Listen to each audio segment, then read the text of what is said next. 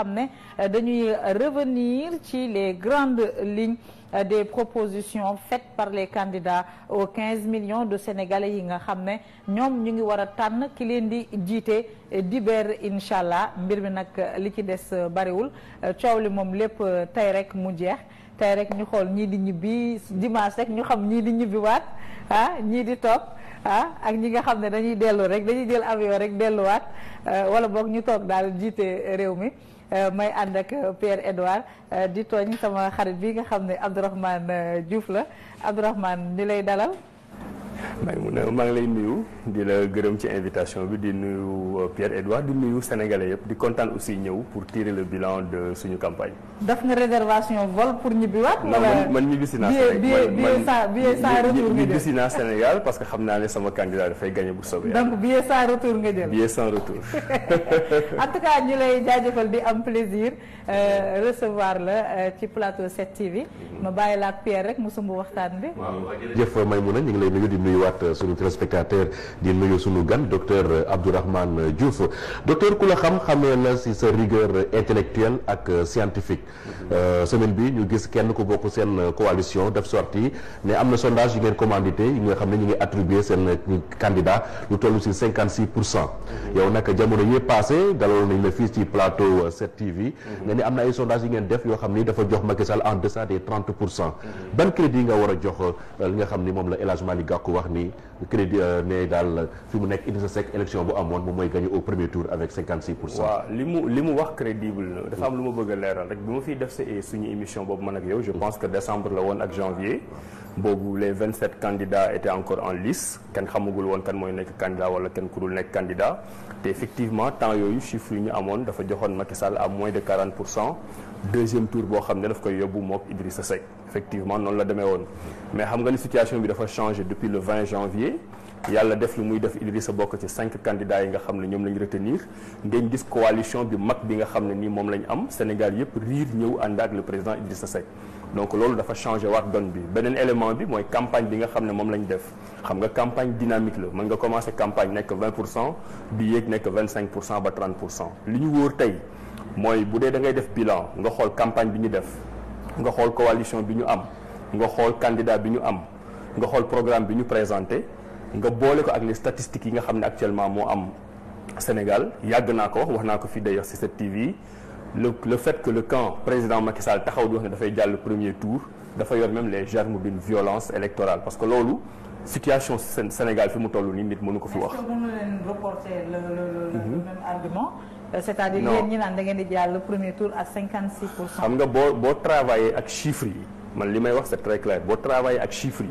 ñoom nekkuñu situation mën a wax tey ne dañuy jàll premier tour parce que c'est totalement impossible moom laa wax sociologiquement c'est impossible mathématiquement c'est impossible statistiquement c'est impossible li Malick Gakou di wax du sondage boo xam ne man travaillé naa ci ñàkkul moom travaillé na ci mais nekk na en termes de projection loo xam ne mën na nekk parce que li muy wax noonu. waaw moom c'est le leader de la. naka donc ça vous engage. c'est la coalition. moom mooy coordonner actuellement la coalition. ça vous engage. c'est le coordonnateur de la coalition. waaw Abdourahmane vous avez sillonné le pays. battre ngeen campagne yow ressenti bi nga am ban ressenti la. waaw ressenti boobu ci li yokk tax ñun ñu am yaakaar ci la bokk parce que démb rek ñu ngi woon Rufisque ma ciy profiter pour gërëm sama mbokku Tëngéej nee nañ ma li ñu gis ci nit démb. ci Tëngéej bi ñu ne masu fa am mais gëj na fa am te ba mu fa gëjee yàgg na te ñu ànd ak caravane bi def Sénégal yëpp ils m'ont dit exactement la même chose c'est que foo dem tey benn genre déferlante orange la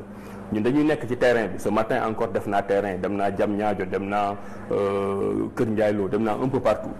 foo dem da ngay daje ak ñoo xam ne ñu ngi battre campagne pour yow pour Idrissa fekk xamoo leen parce que coalition bi mooy yaatu boo xam ne dafa jeter ses tentacules un peu partout da ngay am impression que ne foo dem turu Idrissa Seck la ñuy wax moom mooy le candidat bi nga xam ne moom mooy monté. mais est-ce que mën nañu basé ci déferlante yi parce que gis nañu tamit. dafay doon benn élément. majorité présidentielle bi tamit di rassembler des milliers de personnes. yoo xam ne elles semblent acquises à sa cause. dëgg la dafay doon benn élément boo xam ne dañuy wax c'est nécessaire mais c'est pas suffisant c'est-à-dire que ñun bu ñu gisee nit ñi ñu ànd te ñun ma wax ko fii assumer ko du ñu coalition boo xam dañu bari ay moyens. joxuñu nit sandwich joxuñu nit transport jëluñu Ndiaga Ndiaye d'ailleurs defuñu sax ay meeting caravane la ñuy def dëkk boo dugg nga xam ne joxuñu leen benn moyen dañuy jóg ànd ak candidat bi dafay wane benn adhésion. Par contre beneen candidat bi nga xam ne moo nekk au pouvoir soxla lu may dugg ci détails yi ñëpp xam nañ ñoom nan la ñuy mobiliser loolu benn élément la mais doyul élément de mobilisation boobu candidat Idrissa Seck am te ñeneen ñi peut-être amuñu ko sur le terrain da nga koy boole ak élément yi ma la wax nii yëpp. tey joxoon naa leen fi benn statistique dama ciy ñëwaat parce que c'est fondamental ci lañ jëm suba gis nga suba bu ñu amee ginnaaw suba bu ñu amee taux de participation bu normal taux de participation bu normal au Sénégal mooy 65%. bu ñu ko amee ça veut dire que non seulement président Macky Sall dafay dem deuxième tour ak score bu faible mais dafay ñàkk boo xoolee taux de participation yi ci élection yi passé bi nga xam ne moo ci gën a ndaw mooy élection bi passé 2012 ci lañ am 50,6% de taux de participation maanaam sénégalais boo jël ñaari sénégalais yooyu jël kenn rek moo ci dem voté loolu li ko indi woon yéen xam ngeen ko mooy violence bi nga xam ne moo amoon place de l'Obélisque ay nit faatu ci génn ci àdduna sénégalais yi mer toog seen kër parce que jàppoon nañ ne jaru ko élection bi nga xam ne dafa yemamaay mooy suñu première alternance en 2000 ci lañ amoon 60% Abdoulaye Wade di jàll mais suñu normal suñu taux de démocratie normal bu dara xewul mooy élection 2007 on avait 70,6% de taux de participation donc contexte bu ni mu demee nii boo am na tuuti violence mais violence bi li ci ëpp mooy ñi nga xam ne dañuy fay accident yàlla jël seen bakkan ñu ciy profiter pour jaale leen donc globalement tey nekk nañ situation boo xam ne dara mënul tere sénégalais yi ñu génn suba dem voter ji te bu ñu demee voter ji 70% yooyu nga xam ne mooy le taux normal bu ñu ko amee ça veut dire que il faudra au président Macky Sall presque 1 million de voix supplémentaires par rapport ak stock bi mu am tey mu ngi 1 million 600 loolu moo ko joxoon 49% ci élection législative yi bu taux de pourcentage bi demee à 70% te c'est très probable mën na ko sax ëpp ça veut dire que mënul am 40% donc loolu mooy côté mathématique bi léegi nag am na tam yenn éléments yoo xam ne daf fiy ñëw xoolal suñu coalition tey c'est la première fois man j'aime pas les superlatifs mais c'est la première fois dans l'histoire politique du Sénégal ñu am coalition bu toy ni premier tour parce que mas nañ fi am ay coalition yu mag comme Benno Bokk Yaakaar c'est vrai deuxième tour li coalition premier tour la démb bi ñuy def suñu caravane Rufisque ñi nekkoon ci oto bi c'est 3 anciens premiers ministres du Sénégal il y avait Abdoul Mbaye il y avait Hadjibou Soumaré et il y avait Idrissa Seck ku ci nekk ñoom am nga foo jële Sénégal yóbbu ko beneen niveau mu doon une compétence avérée connaissance étatique boo xam ne tey gëm nañ ne ñoom ku ci jël sa expérience mën nga yóbbuwaat sénégalais feneen te loolu sénégalais di ko gis xam ne borom xam-xam yi ñoo ànd daf leen di jox benn confiance boobu dafay feeñ ci suñu candidat dernier élément bi nga baal ma mooy maintenant le coefficient personnel du candidat koo xam ne teel na am pouvoir teel a nekk directeur de cabinet teel a nekk premier ministre yàlla def ñu jël pouvoir bi ci moom 15 ans mu nekk opposition xam nga dañuy wax les 26 ans d'opposition de Abdoulaye Wade ñu ciy profiter d'ailleurs pour di ko sargal di ko delloo njukkal mais ab Idrissa Seck boo jëlee depuis 88 mu nekk directeur de campagne il avait 29 ans mu ngi exercer le pouvoir entre 95 ak 98 3 ans ministre du commerce entre 2000 ak 2004 directeur de cabinet et premier ministre Idrissa a 24 années d'opposition sur le terrain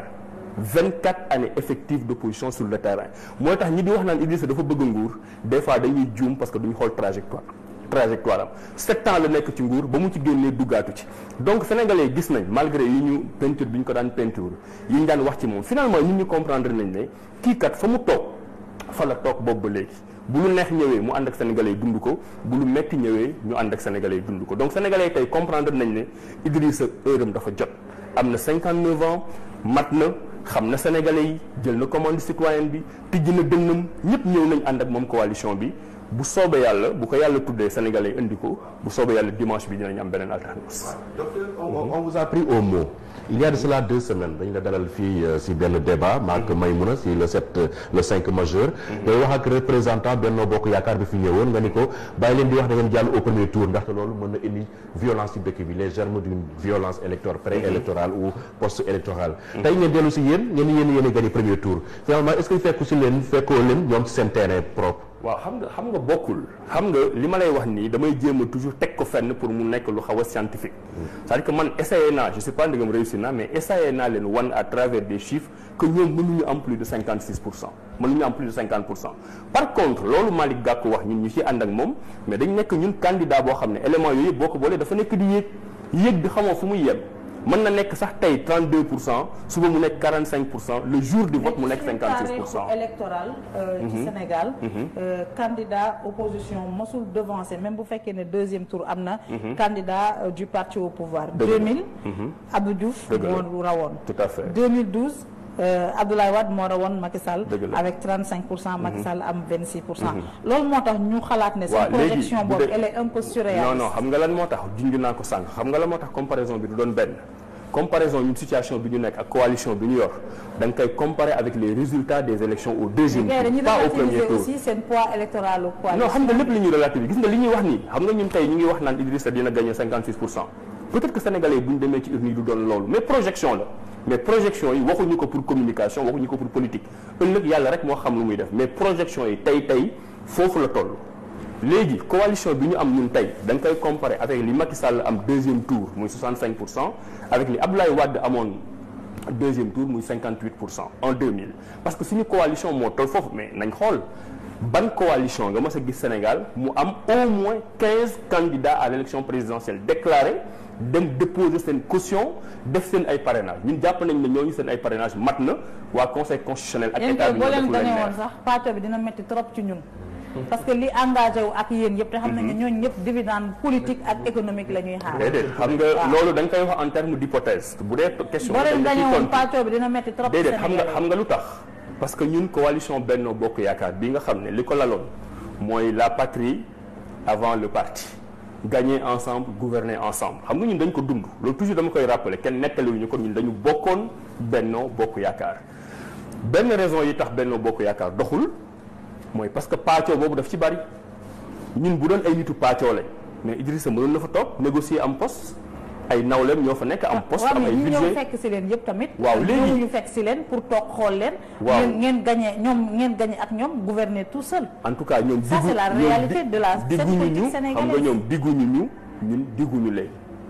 Idrissa toogu ci ak kenn ne la yaay doon président assemblée nationale yow yaay doon premier ministre diggu leen ko ñun ñii di ànd ak Idrissa di liggéey ak moom ci parti réew mi wax naa ko fi digguñu ko ñun suñu bopp. man Idrissa Seck bu gagné woon tey élection présidentielle xaw ma man Abdourahmane lan laay doon peut-être sax du ma ca bokk parce que sequma ak moom loolu li ma seq ak moom mooy liggéey pour mu nekk président bu nekkee président moom mooy xam ne muy dogalee. léegi nit ñi nangu nañ ne ñoom mën nañ ñaaw njort parce que effectivement ku ndóbin rey sa maam boo gisee lu ñuul daw mais engagement yi ñu mën a jël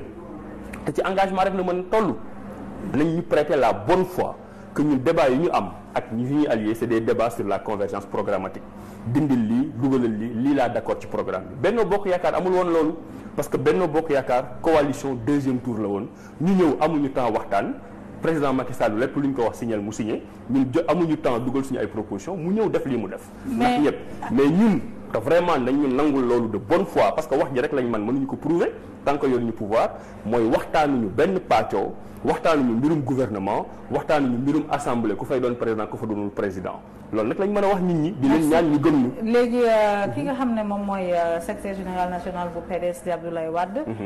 définir li nga xam ne moom moo nar a nekk position ci élection bile il appelle au boycott mais tamit yeewi na ay nitam nee nañu mën nañu woteel Idrissa Ousmane Sonko wala Issa Sall woteel ku leen neex yéen na ngeen am yaakaar ne ci grade bu PDS boobu yéen a ci nar a ëppale. gis nga démb ak tey ñun ñëpp responsable yi nekk ci coalition Idy 2009 mënatuñu gérer suñu téléphone fu nekk nit ak ñu fay woowee koo xalaat ak koo xalaatul mënuma tudd ay tur parce que dafa am ñaari vague daf ci bari PDS ñoo xam ne dañu gëm nañ Ablaye Wade sargal nañ ko mais dañu jàppoon ñoom ne élection bu tey ni élection présidentielle bii ñoom ñu nekk ci opposition boobu ba léegi di xeex ak Macky Sall même bu dee Abdoulaye Wade bi joxul ndigal ne nañu ànd ak Idrissa wala ñu ànd ak keneen ñoom la ñuy jël seen responsable loolu bari na ci boo xoolee on a beaucoup de maires plus d'une trentaine de maires du PDS yoo xam ne de façon publique dañu déclaré dañuy ñëw ci ñun boo demee suñu comités électoraux yi un peu partout da nga ciy fekk waa PDS ñu ciy liggéey depuis le début de la campagne ñooñu xaaruñu dañu jël seen ay responsabilités léegi déclaration Abdoulaye Wade bi bu mu amee démb ak tey moom laa doon wax sànq responsable bu nekk mu ngi ñuy woo am na tur yoo xam ne bu ma la ko tuddaloon tey nga jaaxle parce que ñooñu am nañ benn loyauté Abdoulaye Wade ci Abdoulaye Wade bëgguñu ko woon frustré ñu xaar donc ñun jàpp nañ ne ñun on n'est pas en concurrence avec les autres loolu moom dama koy wax pour mu clair on n'est pas en concurrence avec Sonko on n'est pas en concurrence avec Madické on n'est pas en concurrence ak Issa Sall ñun Macky Sall lañ nekkal en concurrence te puisque déjà président Ablaye Wade jàpp na ñu ko ci sant di ko gërëm ne Macky Sall baaxul ci Sénégal fii mu toll nii et que ñi ànd ak moom am nañ droit dem ci ñeneen ñi loolu déjà première victoire de l'opposition la ça veut dire que électorat PDS du ma ne Macky du ci am dara mais li mu ci am bariwul ci biir ñooñu ñun ñoo ci nekk Idrissa moo ci nekk ki gën a incarné Abdoulaye Wade moo nekk ki gën a incarné PDS mooy xam ne ki gën a incarné ëllëg avenir u Sénégal ñoom ñu ngi ñëw te yaakaar nañ ne boo amee électorat PDS mën nga ci am lu bëree bëri nga am Khalifa Sall nga am Malick Gakou dégg boo demoon Guédiawaye sa yaram dafay daw te ngéej coalition ba ñu fa def nee naa la gëj nañ ko fa gis partout au Sénégal c'est la même chose moo tax ma ne la ñun am nañ tey une coalition boo xam ne c'est une coalition de deuxième tour moo tax 56% yooyu ñu leen di wax projection la mais bu mu leen jaaxal ëllëg mu nekk une vérité bokkul ak ñoom seen taux yi ñuy joxe nga xam ne ñoom dañu nekk en phase ascendante xam nga des fois ñoom bu ñu doon xas ñun waa réew mi dañu naan Idi dafa wàcci dafa jógee 2007 15% après mu wàcc di wàcc c'est le raisonnement ba mu féete seen bopp mais ñoom bu ñu koy wax du ñu xool seen résultat ñoom 65% lañ jógee 2012 référendum bi dañu wàcc élection législative bi dañu wàcc donc ñoom ñoo nekk dans une phase descendante seen stock de 1,6 million boobu nga xam ne ñoom coalition bi ñu am tey premier tour épuisé nañ seen stock de voix parce que histoire politique Sénégal dafa wane ne Abdou Diouf en 2000 ba muy am 41% premier tour 41% la amaat deuxième tour Ablaye Wade 35% yi mu amoon premier tour 35% la amaat deuxième tour Macky Sall 49% yi mu amoon législative nga xam ne boo ko projeté sur l'élection présidentielle ak taux de participation bu 70% parce que 6 millions d'électeurs moo am. législative du présidentielle loolu rendez-vous de l'homme avec le peuple. mais loolu mooy stogam xam nga moom dafa yor coalition boo xam ne moom en tant que homme politique moom mooy driver coalition boobu moo koy driver moo koy conduire maanaam ci législatif moo koy conduire ci présidentielle donc Macky Sall bu wootee képp ku bokk Macky Sall ci Macky Sall da ngay bàyyi loo doon def nga jox voté ji moo tax du am réserve de voix stockam boobu 1,6 million la même boo jëlee ay éléments yu bees ay primo votants yi nga jox ko ci ay pourcentage bu taux élection bi yeggee 70%. 1,6 million yooyu wala même boo ko mayee 1,7 million wala 1,8 million c'est très loin de 50%. li ma lay wax nii du ay caaxaan ay analyse yu ñu def. est-ce que ci ñi ngeen di compter. est-ce que ñooñu noonu retiré nañu seen carte. wala am nañu carte. parce que ñoom au niveau du pouvoir dañoo organiser wu de sorte que seeni militants yi nga xam ne dañoo yaakaar ne dañ leen di voter. retiré inscrire nañu. retiré nañu seeni carte. jour élection ba ñoom ils ont les moyens de les mobiliser pour ñu dem voter ci Sénégal yëpp dinañu teg seeni représentants yéen tey ban dispositif ngeen compter pour sécuriser li nga xam ne moom mooy seen élection. alors premier élément xam nga Sénégalais yëpp xam nga yow ci dëkk bi nga dëkk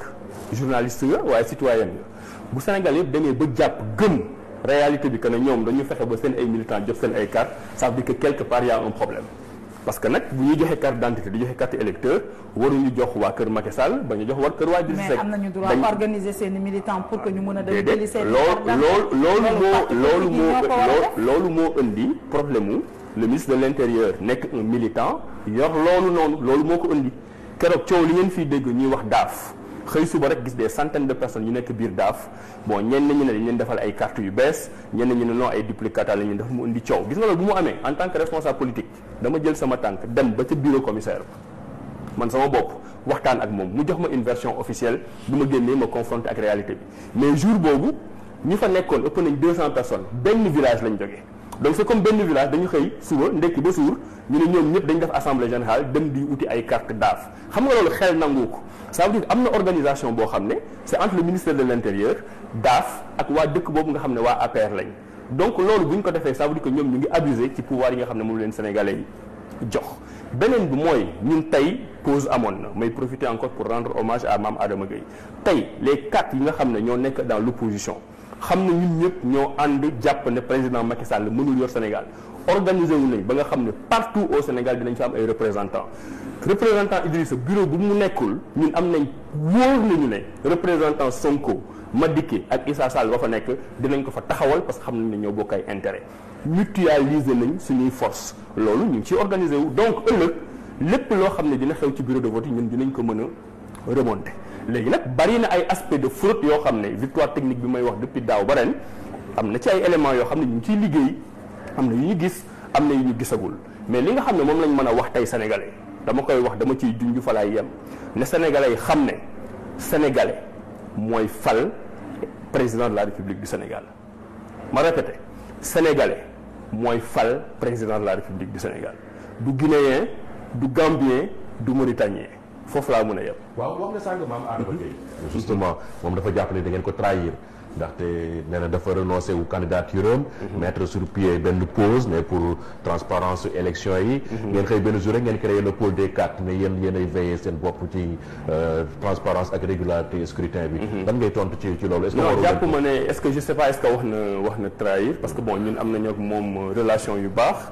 man rendre naa ko hommage ñu bari rendre nañ ko hommage gis nañu liggéey bi nga xam ne moom lañu def s'il le dit c'est la vérité. waaw mais même bu ko jàppee noonu tam dañ koy jéggalu sax à la limite laa mën a wax parce que but bi objectif bi du loolu dafa fekk rek ne moom ba muy créer pause bi boobu ñu ngi am 27 personnes yoo xam ne ñu ngi bëgg nekk candidat mu doon loo xam ne coordonné ko te vraiment ñun liggéey bi mu ci def ñun en tout cas waa kër Idrissa Seck nangul nañ ko bon fi mu nekk nii 4 candidats opposition moo fi nekk kenn mënu leen bañal aussi ñu jël seen ay dispositifs parce que fi ñu ci toll peut-être ci implication ñeneen ñi tollootuñ ko ci te liggéey ak 4 peut-être moo gën a yomb mais vraiment man fi may insister mooy ñun reconnaître nañ méritam mais gars yi actuellement jël nañ seen responsabilité pour sécuriser seen ay votes. mais pourquoi bu fekkee ne am na benn cadre bu exister d'abord mënu leen appuyer wu ci cadre boobu. mënoon na nekk mais cadre boobu il faut pas oublier que 27 candidats la woon gis ngeen candidat bu ci nekk dem signer. après loolu nekk C25 waa C25 tam mënoon nañu wax loolu mais candidats yooyu yëpp dañu génn ñëw bokk ak yeneen candidats ñu nekk 4 ñooñu organisé wu moo gën a yomb ngay organiser 27. waaw gis nañ waa Sonko 2019 ne ñoom bu ñu rendre compte que y a fraude dinañu woo jeunesse bi ñu wàcc ci mbedd bi ñuy dégg tamit ay responsable réew mi di naan ñoom jël nañu seen i disposition loolu lan la wundu boo leen naan jël ngeen seen disposition est-ce que vous êtes prêt à plonger le pays dans le chaos bu fekkee ne jàpp leen ne élection yi jaar na yoon. non ñi nga xam ne ñoo pare pour plonger le pays dans le chaos mooy le camp du candidat Macky Sall déjà li ngay wax nii ma fàttali ko pour l'histoire ñi dem xoolaat page officielle u Macky Sall président Macky Sall déclaration incendiaire yi mu mës a def ci loolu gisuma opposant bu ko fi def. moom li ngay wax noonu moom moo fi wax ne président Abdoulaye Wade bu naree opposé wu à la volonté populaire dañuy dem génne ko palais président Macky Sall moo ko wax 2012. président Macky Sall moo wax à l'époque ne président Abdoulaye Wade bu narul topp la volonté populaire moom dina woo armée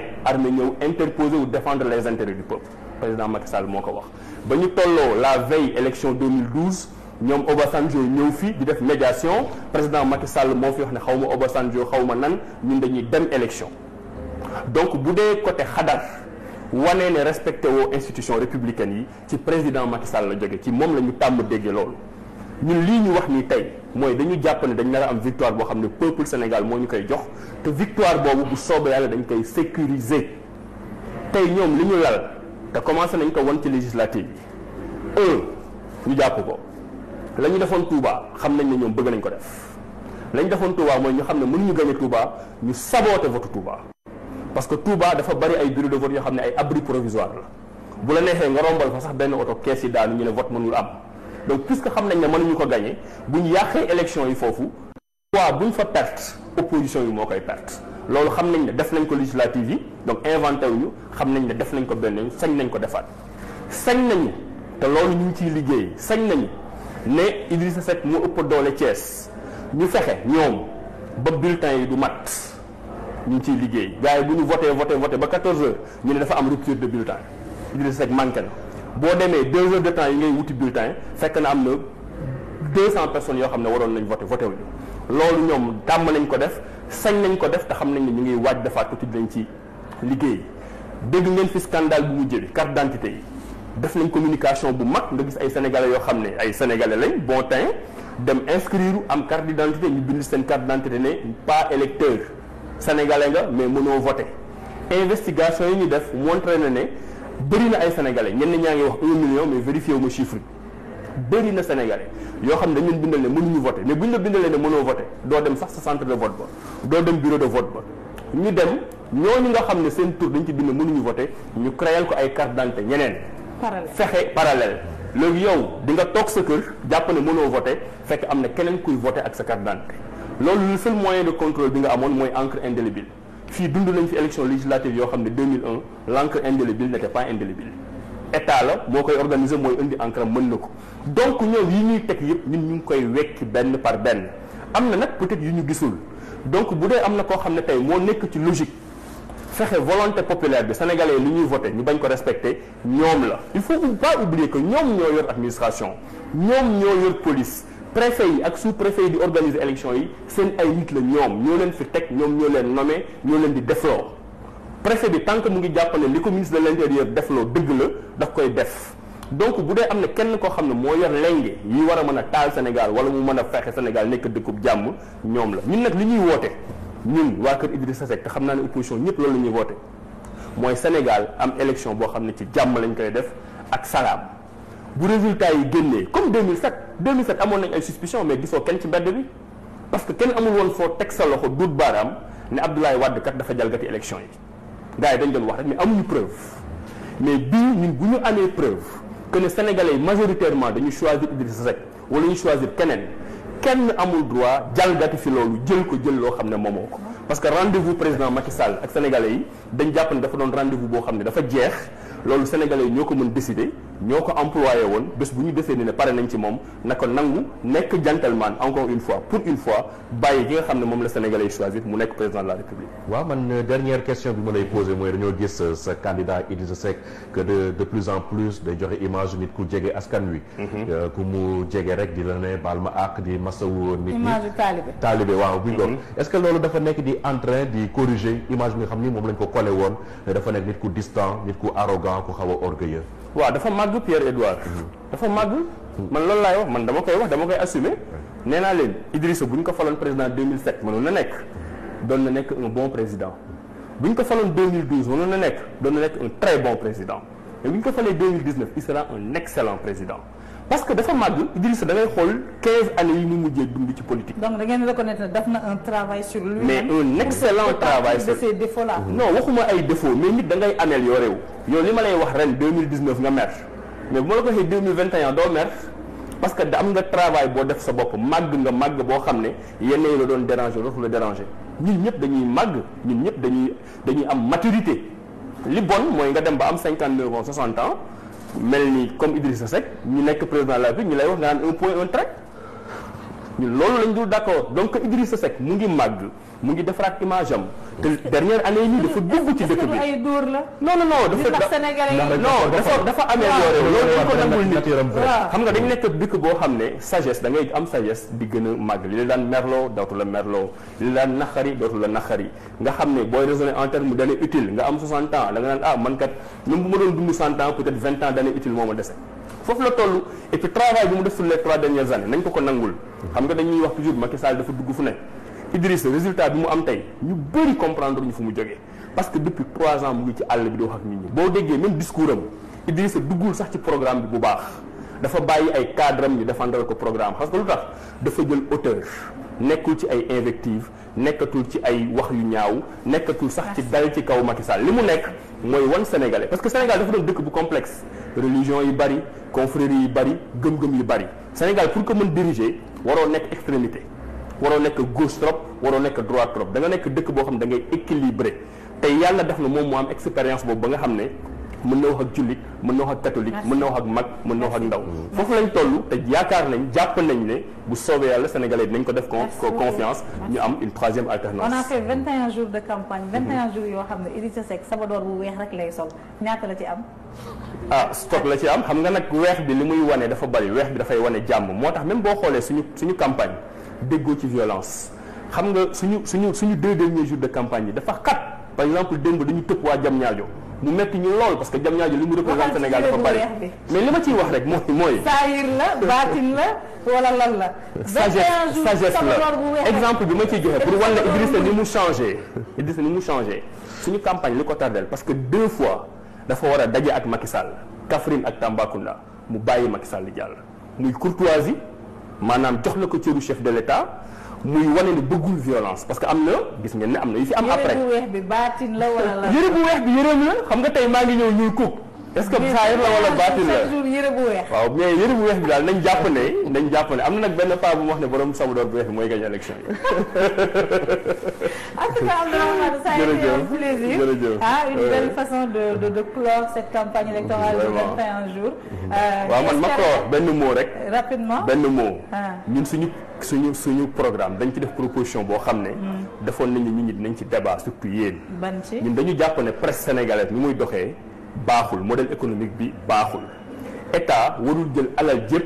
jox ko RTS ak Soleil bi nga xam ne ay services publics lañu dañu jàpp ne yéen ñi nga xam ne da ngeen di jël ay initiative du ay dóor ci programme bi la nekk te dañ ko gëm waa presse privée bi dañ leen war a jox monopole publicité RTS état bi di ko jox ay subvention yow may mun a bu ñu ñëwoon tey jox la 1 milliard sa 1 milliard yooyu bu at bi jeexee ñu la jël ci 10 millions nga cotiser ko trésor pour trésor jox ko RTS modèle boobu ci lañu war a jëm loolu bu ñu ci demoon RTS dina bàyyi parparloo bi muy farfarloo te yéen ñi nga xam ne da ngeen di créer emploi seen entreprise dina gën a dem. dina gën a am doole ñu may reetaane. waaw loolu nag dama xalaatoon ne waa presse bi presse privée bi nga xam ne bëri nañu Sénégal dinañ ci liggéey. donc c'est une proposition intéressante bëgg nañ ci waxtaan dernier mot nga baal ma rek. ñun dégg nañu sa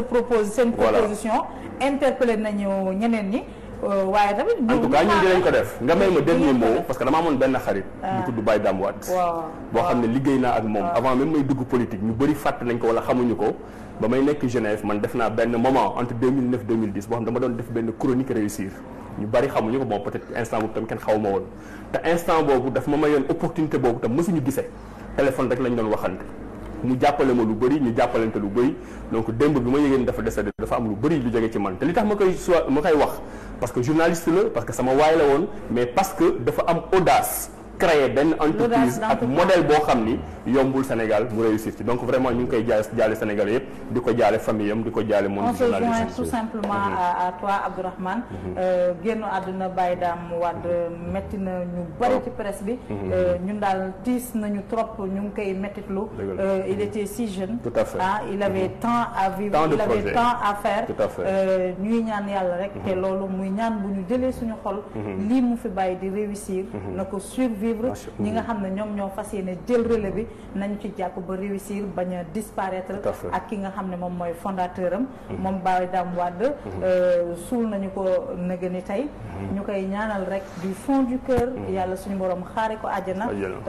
man mii miinuma ko personnellement est-ce que mas naa ko gis sax mais li may dégg ci moom vraiment dafa tax deseen gën maa touché voilà c'est dommage que des gens aussi bien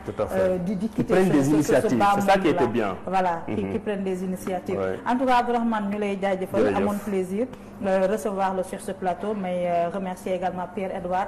mi ma àndaloon ñu leen di jox rendez-vous ci kanam tuuti ak suñu dernier débat du 5 majeur bu ñu jógee ci débat boobu nag dañ leen di retrouver rek dimanche à 7h du matin un dispositif spécial pour la couverture des élections dinañu nekk Ndakaaru ak dans les 13 autres régions du Sénégal dinañu nekk ak candidats yi dinañu nekk ci QG yi daanaka daal élection bi la suñu élection lay doon dinañ ci am taxawaay bu wóor bu wér ñi nga xam ne ñoom ñooy reporters yi dinañ leen dundal li nga xam ne moom mooy élection bi ñu terminer rek par ñaan ñëpp respecter la volonté du peuple te it ñi nga xam ne ñoom ñoo am responsabilité organiser élection boobu ñu jël Sénégal teg ko ci kanam ñu comporté wu comme des patriotes li nga xam ne loolu la askan bi décidé ñu respecté ko bañ a rek plonger ce pays là dans le chaos. Sénégal fi mu toll mérité wul loolu dañu ñëwee suñu situation d'état démocratique nañ ñu ko bàyyil bu ñu ko suuxatul bu ñu ko wàññi et c'est un appel qu'on lance à tous les 5 protagonistes. ñu leen di jaajëfal di leen jox rendez-vous ci kanam tuuti ci seen débat du 5 majeur. Merci. ONG 3D mi piloté programme bi suñu élection moo leen doon may seen émission le 5 majeur.